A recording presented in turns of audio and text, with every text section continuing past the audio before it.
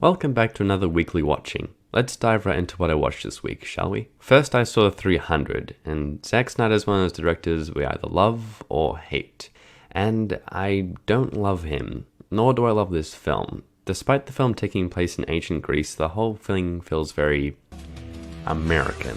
The film follows the Spartans as they defend Greece against the Persians. The film talks about how the Spartans defend freedom, democracy, and other beliefs of the Western world. Now, I'm no history expert, but the Spartans are infamous for having slaves, whereas Persians made the act of owning another person illegal. Again, I'm not an expert, but Persian culture in this film as a whole just feels very poorly represented.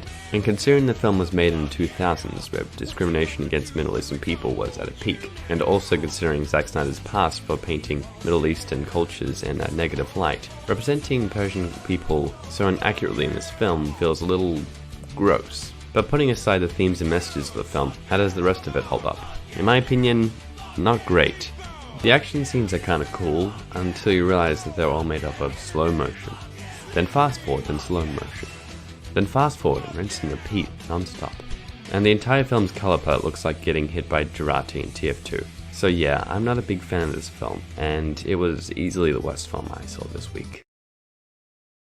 Next I saw the original 1954 Godzilla film. I found the first half of the film to be actually kind of hard to get into. It kept jumping around to different locations all the time. It took me half an hour just to figure out who the main characters even were. And as it turns out, having bland characters isn't exclusive to the modern American Godzilla films. It's a tradition that goes back to the very first film. So what did I like about this film? Well, there wasn't that much cheese. It's not as cheesy as I expected a film with a man in a giant rubber suit to be. Instead, the film had a more dramatic approach, which I feel really nailed. Considering the historical context of the film, and how Godzilla is meant to be a representation of the horrors of nuclear power, it makes sense that this film would go for a more serious tone. Something I love about this film is the imagery and how reminiscent it is of the aftermath of the nuclear bombs. This film tells a strong anti-nuclear war message, and I definitely see why this film is so influential upon Japanese cinema, and cinema in general.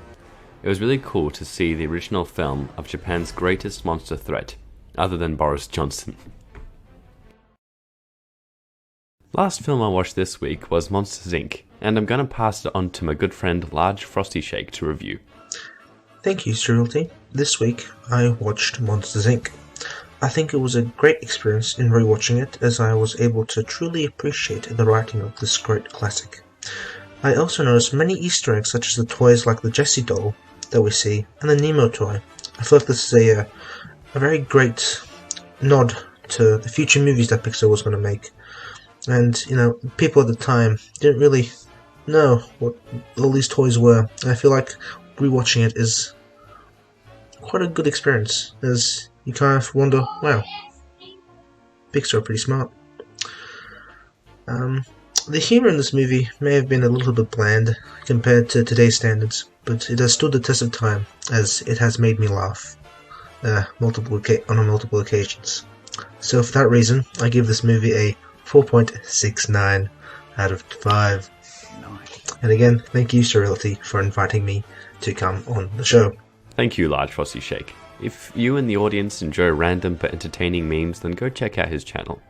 I'd rank the films I saw this week in the following order, with Monsters Inc. being my favourite and the 300 being my least favourite. Also, let me know what films you watch this week in the comments section, and remember to enjoy the surreality of life.